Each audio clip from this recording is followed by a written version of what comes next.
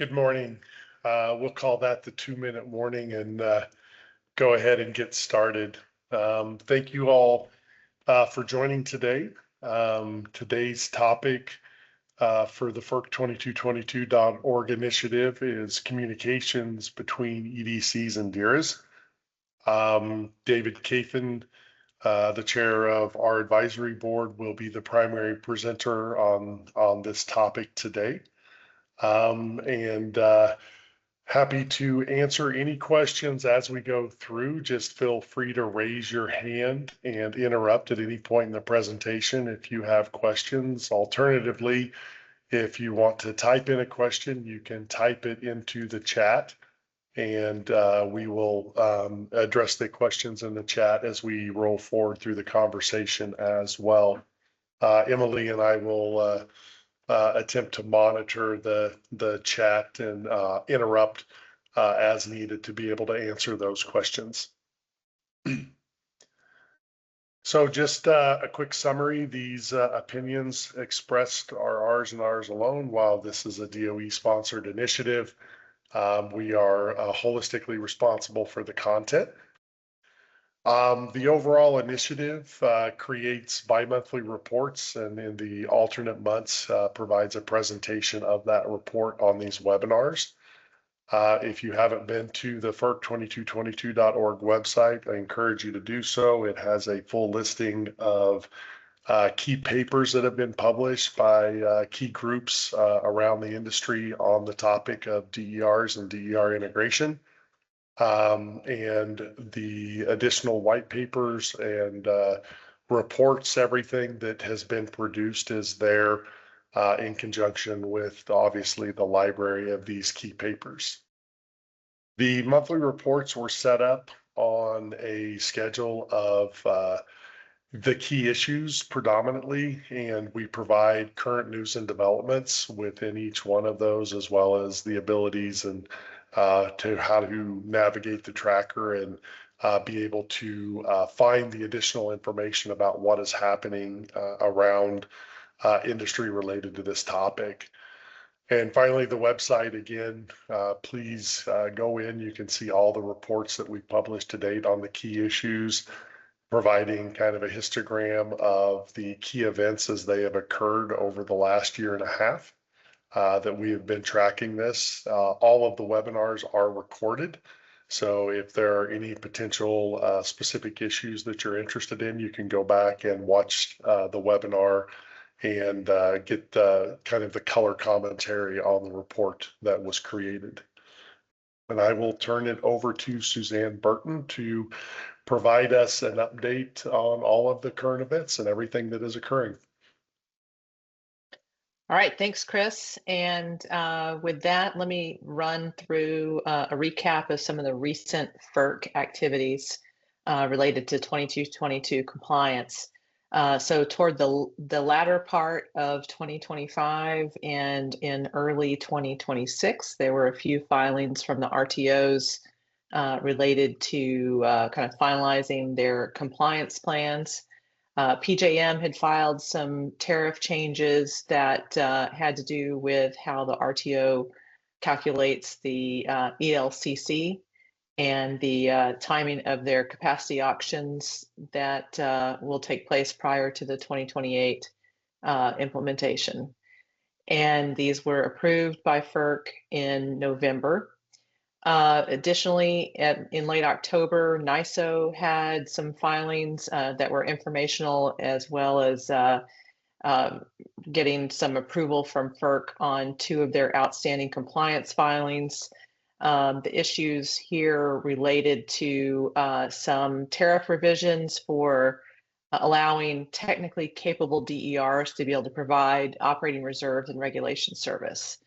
We had SPP filing its 3rd FERC Order compliance filing, and it was to comply with directives from FERC related to eligibility to participate in the RTO through a DER aggregation, double counting, distribution factors, and bidding parameters, coordination, ongoing operational coordination, the role of the RERA, and market participation agreements. And then finally, in January of this year, FERC also approved by delegated letter order MISO's removal of the DRR Type 1 alternative. That DRR Type 1 had been proposed by MISO to provide a pre-2029 DER aggregation option, but it had been rejected by FERC. All right, so the key takeaway on these is just really that these were mostly ministerial and are wrapping up compliance activities for these RTOs. Next slide, please. There was also some state activity that was specifically related to implementation of Order 2222. For example, the Public Utility Commission of Ohio adopted changes to their interconnection rules. And this was an activity that they undertook to specifically make their rules better aligned with the FERC Order 2222 wholesale market processes. And one of the key pieces there is that they adopted IEEE 1547 standards. And then the Pennsylvania Public Utility Commission opened up a notice of proposed rulemaking that was also related to interconnection rules, including how new load upgrades to existing load and DERs are connected to the distribution system. And the Pennsylvania PUC specifically said that this is separate from their other rulemaking that was already open. That's sort of the broader look at FERC Order 2222.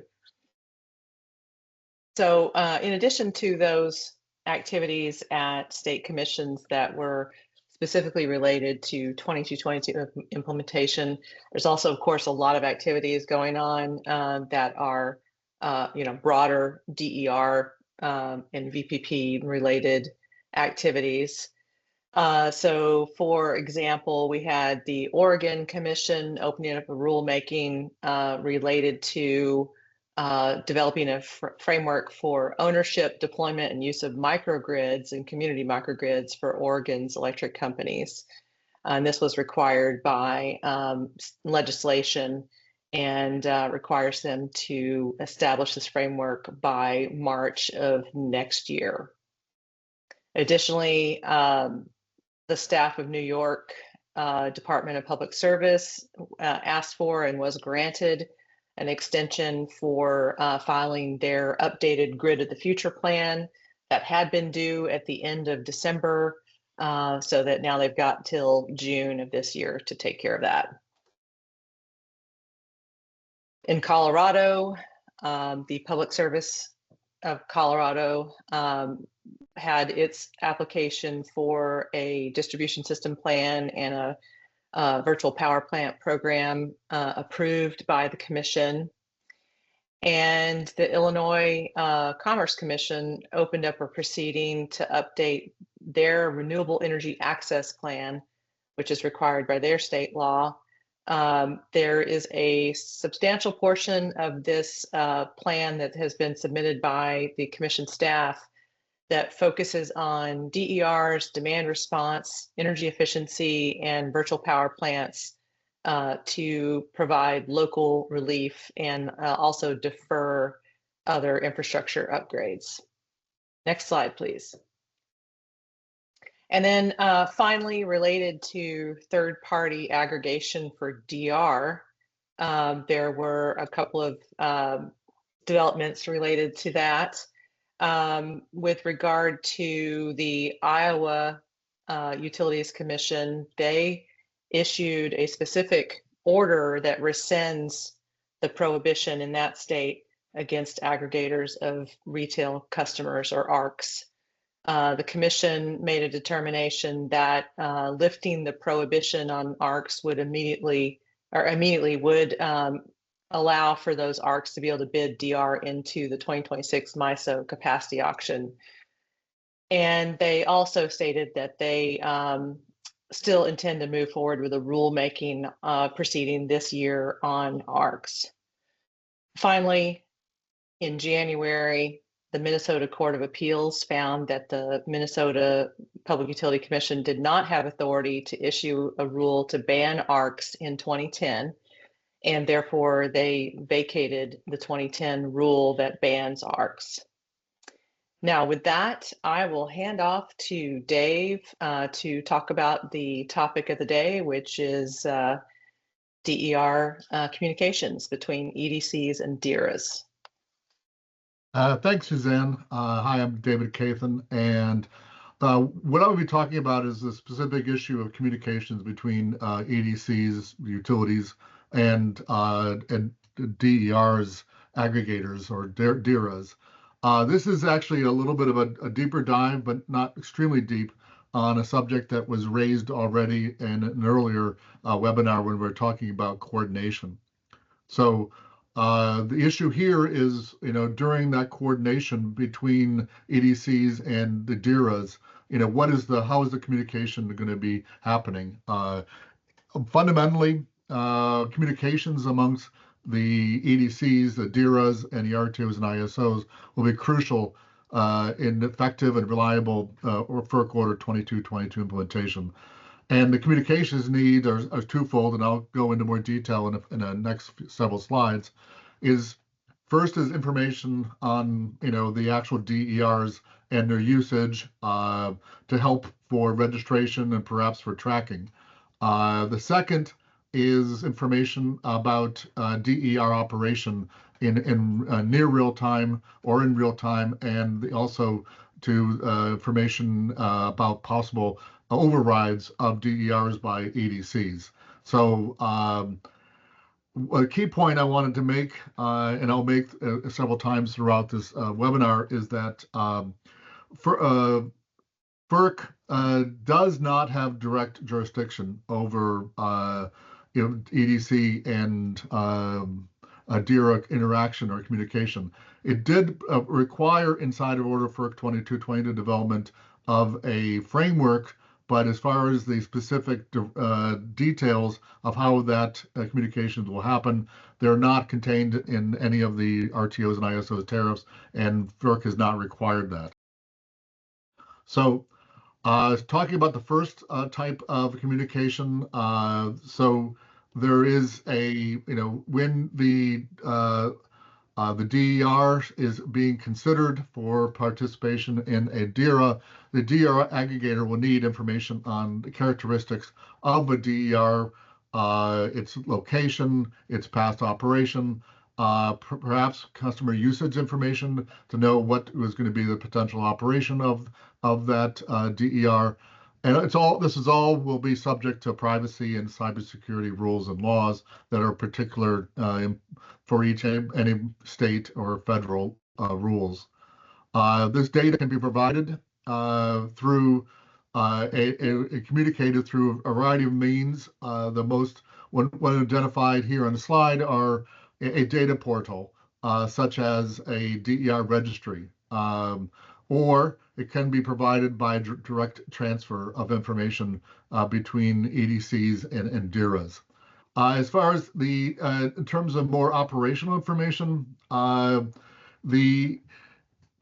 will be a need during operation for communication between DERAs and the EDCs, and also directly to DER owners too, especially during when there is a override of DERs due to a local distribution system issues, and which require the EDC to override the operation of a DER inside of an aggregation. Specific communications pathways and timing include prior to the day-ahead market. The DERAs need to inform the EDCs of their intentions to operate DERs to support bids and schedules in the wholesale market. That may be sent to the RTO, and then the RTO sends it to the EDC, or it can be sent directly. And secondly, EDCs need to inform DERAs in that same time frame. Is there maintenance? Is there an issue on a portion of their distribution system that they need to inform the DERA that they will not be able to count on a DER as part of their aggregation to support bids and schedules. And therefore, the DERA will need to take that in consideration in its bids or to adjust standing bids to reflect that. During the operating day, if an EDC determines that an operation of a DER within a DERA is infeasible, impossible, or would create reliability problems, EDCs have the capability of overriding DER schedule operation. Now, a timely communication of these overrides will be necessary to allow the DERAs to then submit a revised bid or schedule into the RTO that reflects these changes. So the issue is what's the latency of that information flow? How soon can the EDC provide that? That'll be crucial in order to ensure that the DERA is not subject to penalties for non-performance. This is a slide, and it's an eye chart. I'm not going to try to go into great detail on it. The main point is to say that there is a series of flows that happen before a day-ahead market, during day-ahead market, and real time, where basically the aggregators indicating what their plans are, the EDC is indicating what its outage plans are. So in the day-ahead, the DERA is submitting its bids, it gets its cleared schedules, and then depending on if there's any activities or any problems, the EDC informs the DERA about these, and then has to do some adjustments and perhaps in its real-time bid. So there's a whole time dimension to this communication. And so this is not just one time. This is a ongoing issue as the market continues. Next slide, please. Just a point of color on that. We did ask ODI if it was okay to use that. Obviously, ODI is the group that manages the transmission oasis. And so over time, it would make logical sense that eventually there's a system like a transmission oasis more on the distribution side that will eventually be developed to allow this coordination. But we're obviously a long ways away from that as the industry tries to figure these things out. But thanks to ODI for allowing us to use that representation that is very similar to how the transmission oasis works. Thanks, Dave. Thanks, Chris. So let's get in a little bit into what does the FERC Order 2222 require. FERC Order requires coordination protocols and processes for the operating day that allows EDCs to override RTO ISO dispatch of DERs. Within a DER aggregation. In the Pacific, it requires each RTO and ISO to revise its tariff to establish a process for ongoing communication, including operational coordination. It addresses data flows, etc. It also requires the DERA to report to RTO ISO any changes in its offered quantity and related distribution factors that result from distribution line faults or outages. The processes that allow distribution, distribution utilities to override RTO and ISO dispatch must be contained in the tariff and must be non-discriminatory and transparent, but still address distribution utility reliability and safety concerns. And just one kind of higher level comment on that. This is, FERC understood when it issued Order number 2222 that the distribution energy resources are coming from the distribution grid, and there is an absolute role for the distribution utility to be able to identify when there are problems that could affect reliability and safety. So while Order 2222 does require these capabilities and these, the process, it is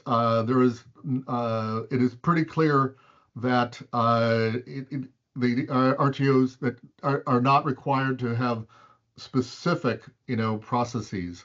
It's setting a need for having a framework. And so we'll see in the next several slides how the RTOs and ISOs did comply, but primarily they stayed at the communications framework level and less on the details in their tariff. So walking through each of these, I'm not going to go into detail on each of these, but the bottom line is that most of the RTOs and ISOs are pretty much on the same level as I indicated, in which is setting up a requirement for a protocol, setting up a requirement for communication, but not giving the details. The exception is CAISO.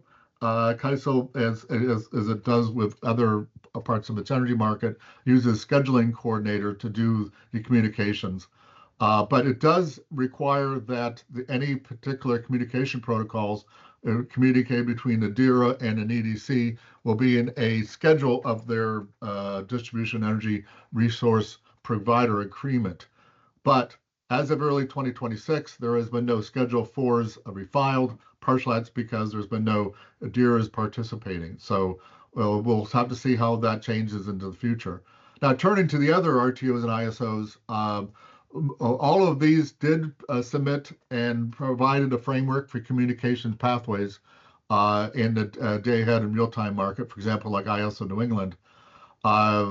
However, in ISO New England does not, specify the nature of the communication pathways. It only states that the host utility shall notify that the distribution energy resource aggregator as soon as practicable. MISO is similar, although they had initially proposed that the compliance that EDC may communicate its override decision directly to the DERA. FERC objected to this conditional language and required further clarity that the communications of the need for override is required. This is speaking of MISO, I liked this graphic that they provided as part of their filing. And it really I think, really shows the main issue that I'm trying to highlight, which is what is the jurisdiction and where is these rules for communication? Who is subject to them? Who is required to set those rules? And so this does a nice job in that it identified all the key actors that are part of the aggregation, but they indicated like the blue lines are ones that are subject to FERC jurisdiction. The orange, which is between the EDC and the DER owner or DER agent, they would be subject directly towards state and local regulation. And then the ones in yellow are ones where there's cross jurisdiction. And it provides a good example, and it shows the key issue in this webinar is we want to talk about is the EDC DERA line, which is in yellow. And what it indicates is that, and MISO correctly notes that Order 2222 creates the obligation, and as I indicated, what was put into its filing, but the execution is subject to state and local regulations. So talking about the rest of the RTOs and ISOs, as I indicated, they're similar. They submitted additional compliance on, what would be, NISO has submitted additional compliance after getting some direction about that there needs to be a framework, but does not include much detail. Similar to PJM, and SPP also filed a suggested operational coordination. But thus far, FERC has not required any further detail, and their final order is still outstanding. So let's turn to, given that the FERC is and the RTOs have basically set up a requirement for a framework, that leads then, the state and local regulators to need to take action. They'll need to take a careful examination of the EDC's communication plans and potentially develop policies guiding these communications. And I've identified 4 types of communication items that will need examination as part of this process. First is what is communicated. A core issue is to identify what information is needed to be transferred and for what purposes. Examples of information include info on the DERs, where it's located, its capability, what inverter it may have, so it knows whether it can be subject to ride-through or whatever. And it may also include information on customer usage.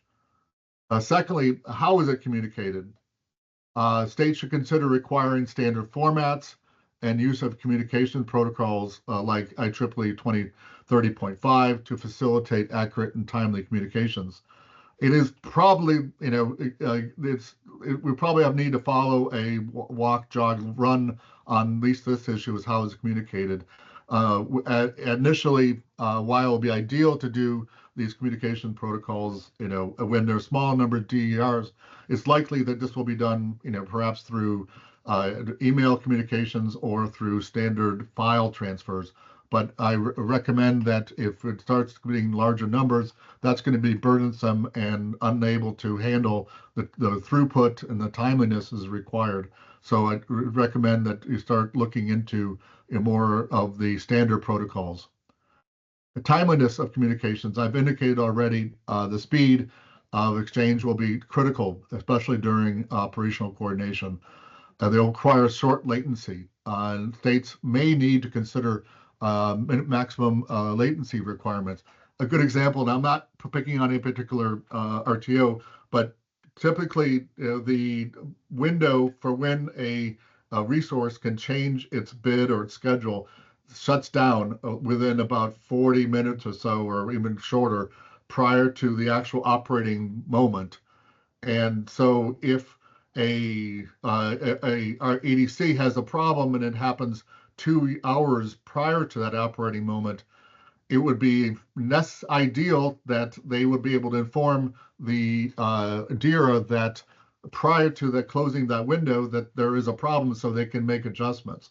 So an issue of latency is extremely important. And then related to that, states may need to develop rules and guidelines on the expectations of effective communications and potentially a use of penalties for non-performance, particularly on latency.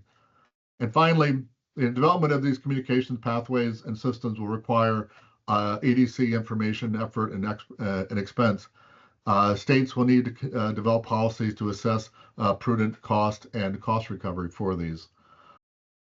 So in summary, at this point, as of early 2026, no state has fully developed rules for ongoing coordination. Several are looking into it. The one state that's a little further along is Maryland. They have some draft regulations that are being considered, which are on ongoing coordination. They still have not been addressed or brought to the commission yet, and they're also waiting on some, feedback from the commission. So that's still in play. Other than that, I don't believe any other state has gone that far. The fundamental thing I want to leave is that due to the gap in specific instructions in FERC 2222, the development of communications processes and protocols, EDCs are not required by the RTOs to take any specific action, and they likely will not take action until directed. Consequently, we believe state and local regulators should include rules governing this communication in their implementation of Order number 2222. So that concludes my summary of this important issue, and I'll now turn it back to Suzanne. Actually, Chris. Oh. So let me pause there for a moment and please, if anybody has any questions on this topic, we have 3 additional things that I'm going to highlight here at the end. But I wanted to pause to see if there were questions for Dave on this topic and the importance of what the RERA role is going to be in helping set up these requirements for these types of communications between their retail customers and the retail aggregation and the ISO community for what is kind of happening as we move forward. So let me pause for a second and please anybody jump in or raise your hand if you have questions. Usual, Dave, it looks like you did too good of a job. Okay, so question, mechanically, how does an EDC override a DER? Go ahead, Dave, and then I'll jump in afterwards. Well, I think mechanically, it would, have to inform, I don't think there's any switch, that necessarily they could turn, off a particular resource. I think the issue is they are overriding by telling them they cannot operate, or in cases in which the distribution line is not even operational, they are, the DER can't operate. But I don't think there's any at this point switch, unless it is, perhaps with a utility DERMS system. But that's not necessarily what will be happening as part of the Order 2222 implementation.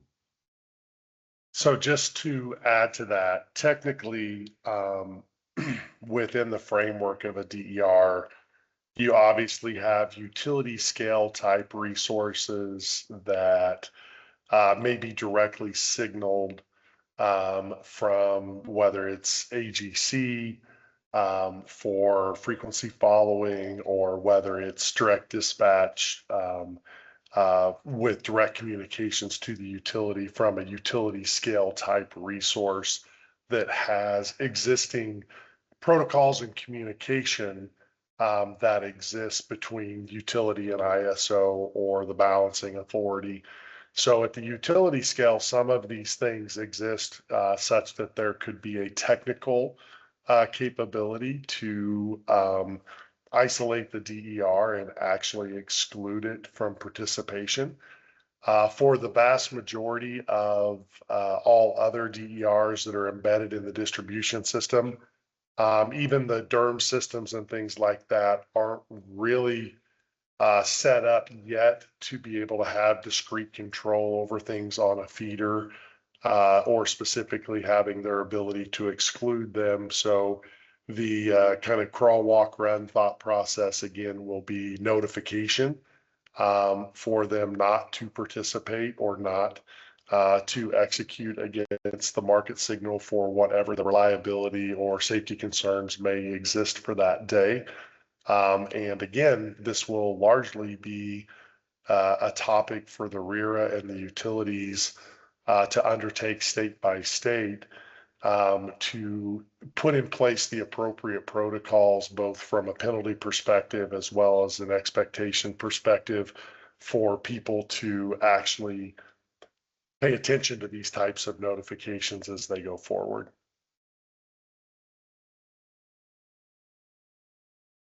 The next question was, would a similar approach happen if, say, a DERA is out of compliance with the EDC or the state Public Service Commission, or if they've encountered a cyber incident?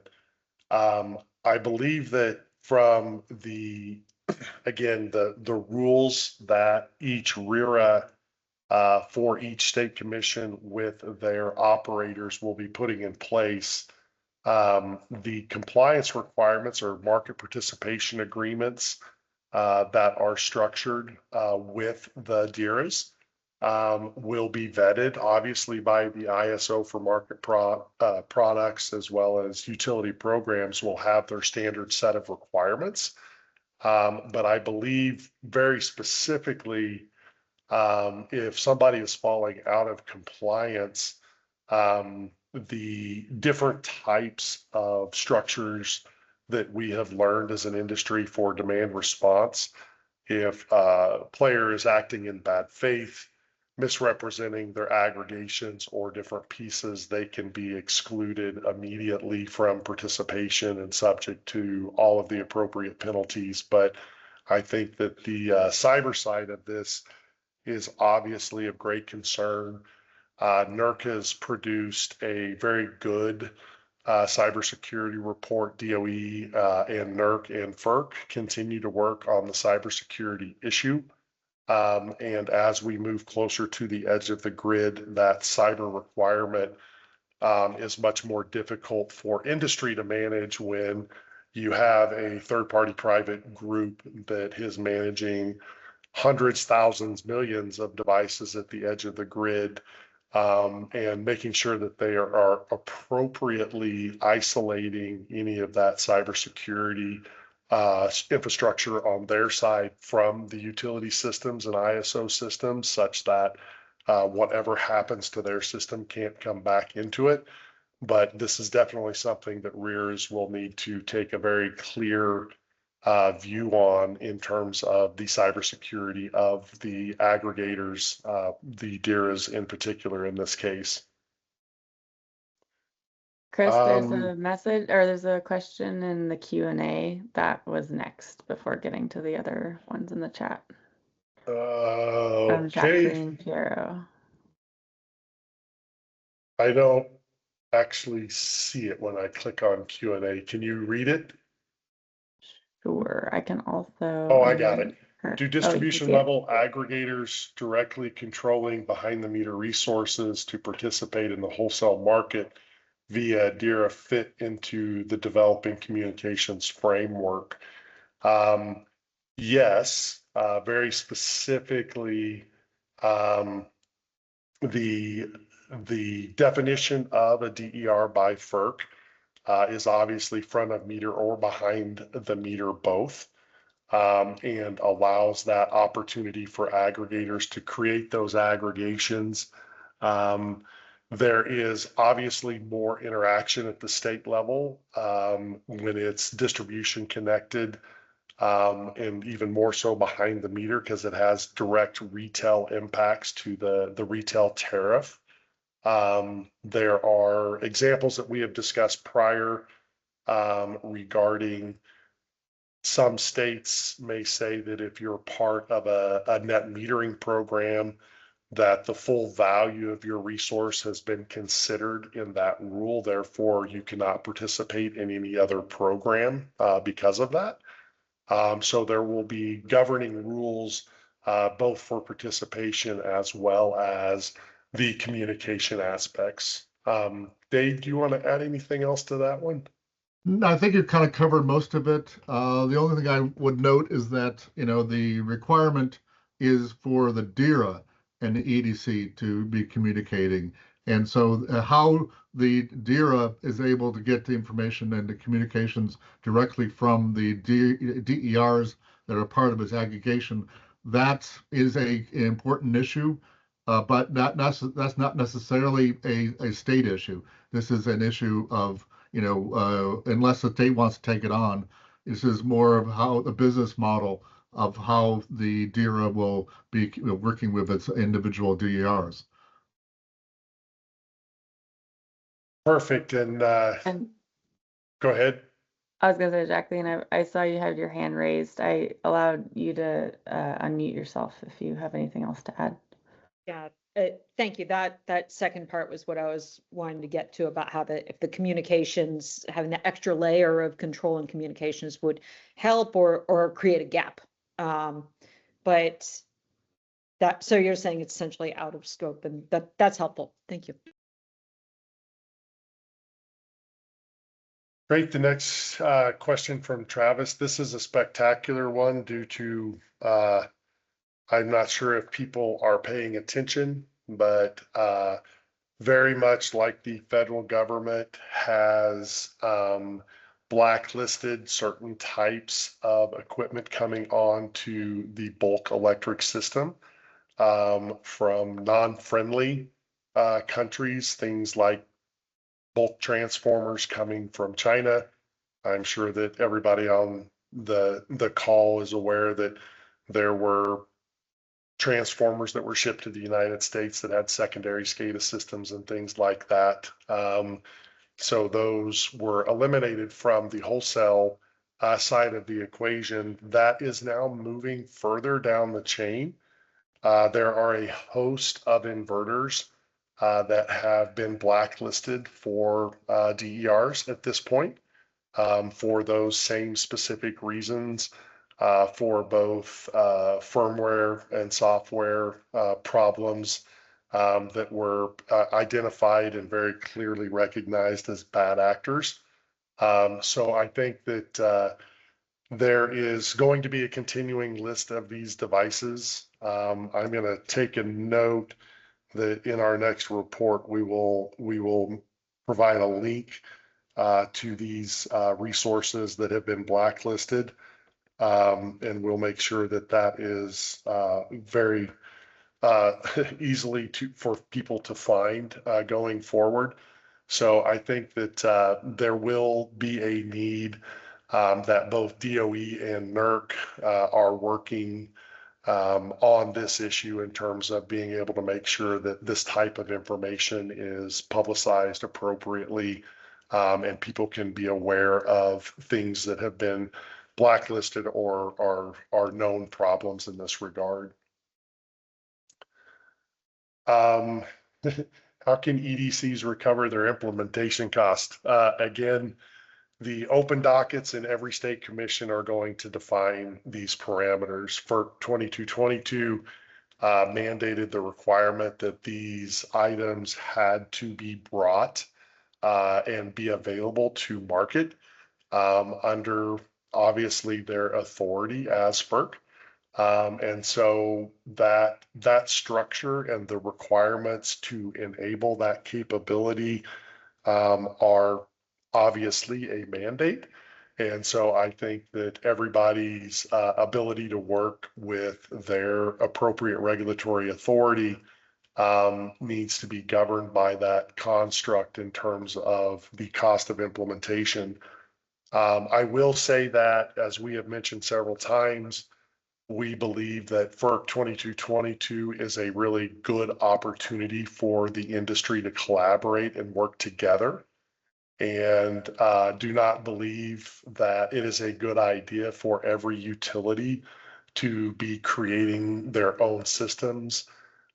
Things like a common DER registry, a common meter authority to facilitate more simplified transaction and settlement. There is a very distinct, clear path here that says we can spend billions and billions of dollars to everybody to work on their own or collaborate more effectively as an industry. And it is up to the state regulatory agencies to make that decision. One of the primary examples that we have utilized is that if you are a customer in a city and you are paying for an AMI system for water, an AMI system for electric, an AMI system for gas, maybe there's a municipal Wi-Fi system. The reality is that the lack of coordination from the regulatory community to look at those things is providing a significant cost burden to consumers by not asking people to collaborate more effectively. So I think that this is going to obviously be a very large question going forward between utilities and their state regulators. And our continuing approach to this is to ask regulators to incent collaboration among the industry to lower this cost burden, because IT costs are just simply ramping out of control in our industry. And to answer Graham's specific question, is there a possibility that fees could be assessed? I think, well, that's up to the state, to make that determination. FERC said nothing on this subject. And I think that's really, Chris's point is about general, cost effectiveness and how the best prudent and cost effective method. But as far as, if the state chooses to, want to have a fee to help recover some of those costs, that's up to the state, in its policies. And I think just to maybe expand on that a little bit for the fee structure, our methodology of rate of return regulation and having this thought process of a regulatory authority has been to spread costs appropriately according to regulatory authority guidance for the costs that are incurred. And there has been several different conversations about things like, well, we want 100% of this cost to be borne by only the aggregators and those DERs that are participating. But clearly there are incremental benefits to the system as a whole for that. And the alternative argument will be that we need to spread these costs more broadly than that, because if we start small with a small number of DERs as these things are starting to move into the process. That cost burden would be simply way over the top and would make it unable in terms of, I don't know the exact right words from FERC, but it would definitively be the thing that would eliminate the ability for their participation. If you can make $100 and your fee is $10,000 to participate, that does not an opportunity make. And so that will be a distinct conversation between the utilities and the regulators about developing those costs and how those costs are imputed within the overall regulatory framework and rate structures for each utility. Yes, this meeting recording is always available. You can go to the FERC2222.org website, and all recordings for all webinars are posted there. So for every webinar that we've had, as well as all reports leading into each one of the webinars. Chris, can you address the OASIS question?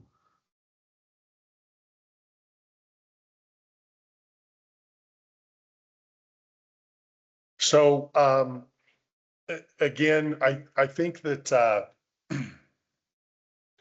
let me start with kind of the old example of the SIM that was created 35 years ago for generation. We had this cool new thing called a digital EMS, a computer system, instead of an analog mimic board.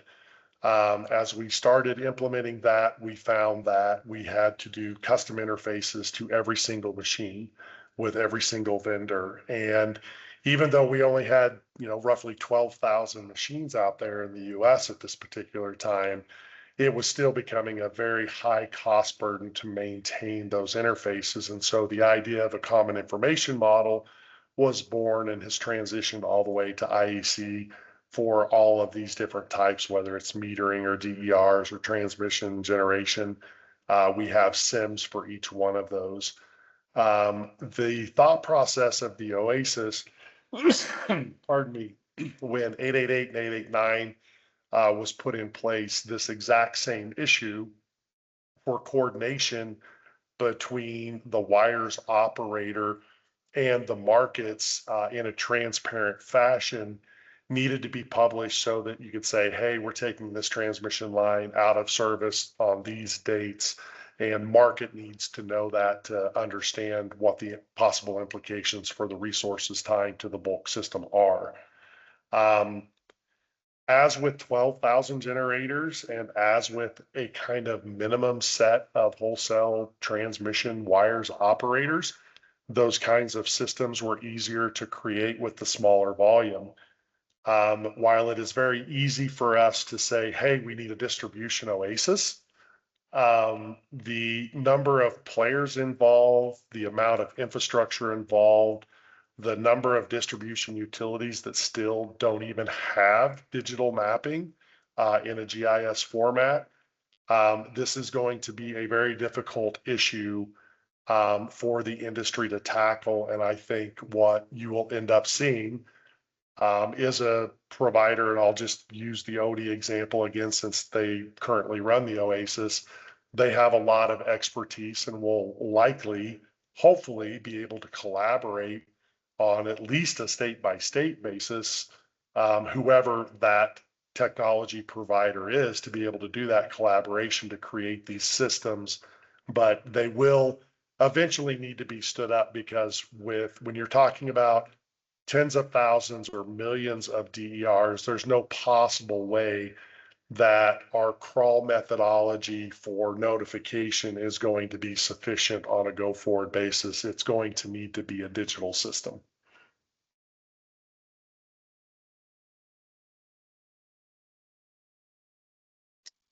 All right. Was there anything else in Q&A, Emily? Not that I'm seeing. I think you guys addressed everything.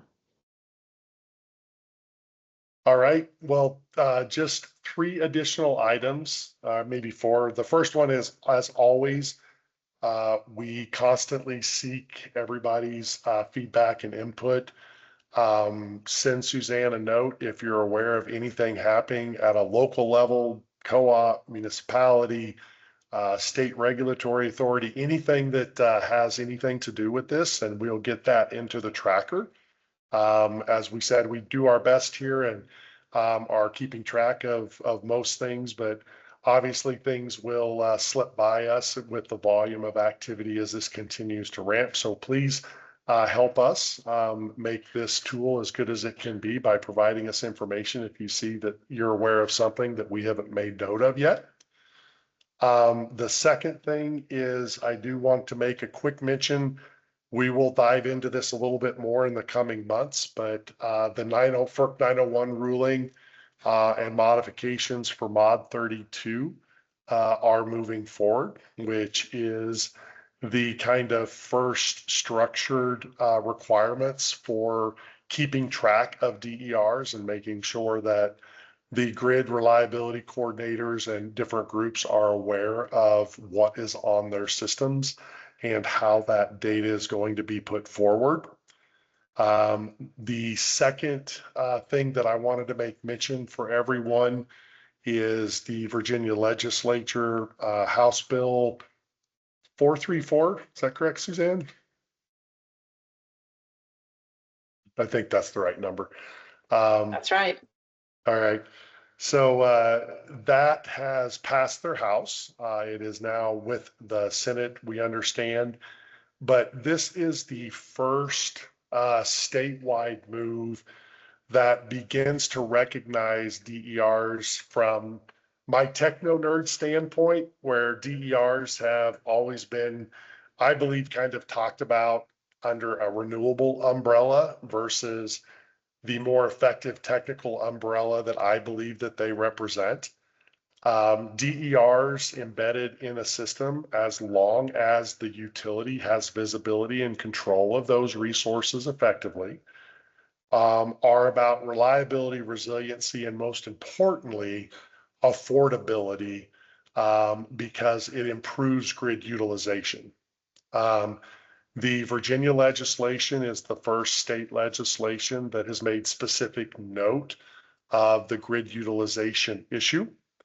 There will be a report that we are working on with DOE coming out in the next couple of months related to this topic about effective integrated resource planning or integrated system planning processes that actually recognize the value of DERs within the framework of those tools like Plexos, as well as the incremental value streams that DERs do not currently get recognized for, but people try to specify with things like, we could do a feeder reconductor, cost $10 million, or we can spend $1 million on DERs and achieve the same amount of hours without doing that feeder upgrade. So the idea of infrastructure elimination or deferment of upgrades, those are things that the Plexos model and an IRP ISP process can't model effectively. And so we are working on an incremental value stream model associated with that. And again, this will be a report published to DOE in the next couple of months that very specifically deals with this concept of incorporating DERs more effectively into the overall planning process of a utility and how that directly impacts grid utilization. So that is coming up. And the last thing coming up is we talked a lot today about the communication between DERAs and their EDC, and eventually how that's going to be coordinated with the ISOs from an entity communication standpoint.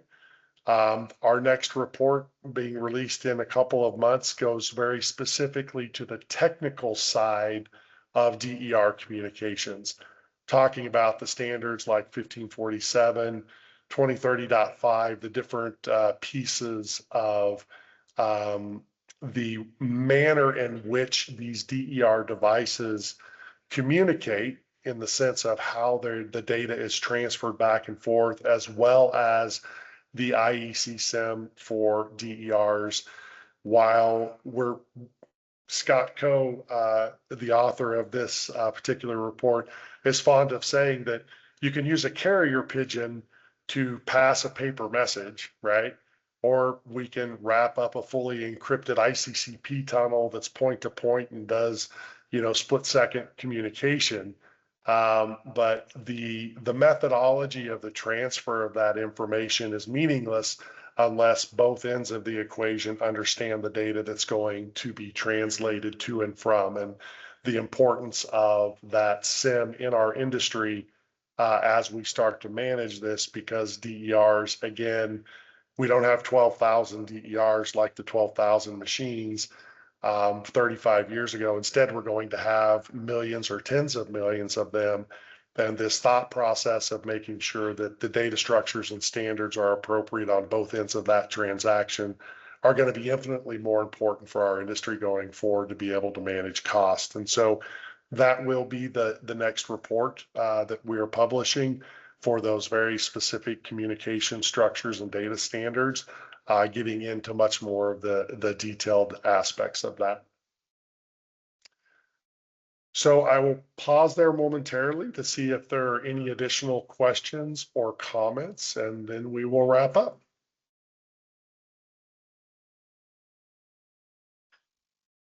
All right, one last note. God bless, fair winds to Mr. Bill Parks. Our sponsor for this initiative is retired from DOE. And Sandy Jenkins will be taking over the sponsorship role. We'll be adding her name back into the slides as we roll forward. Just wish Bill all the best. He has been a spectacular advocate for DERs through thick and thin, and their ability to make positive impacts to the grid. And without his help with Jamie and Chris, we have never been able to pull this information together and be able to provide this collaborative site to present all of this information. And we look forward to working with Sandy as we roll forward here as well. So with that, we are going to call time on the webinar at exactly the right moment. And we appreciate everybody's participation. Look forward to any additional questions at any time. Please feel free to send us notes, questions, anything at all. And we really do appreciate everybody's support and the information that you're sending in to us to make sure that we can keep the tracker as current and relative as we can. So thank you all. I hope you have a wonderful weekend, and look forward to chatting again in a couple months. Thank you all.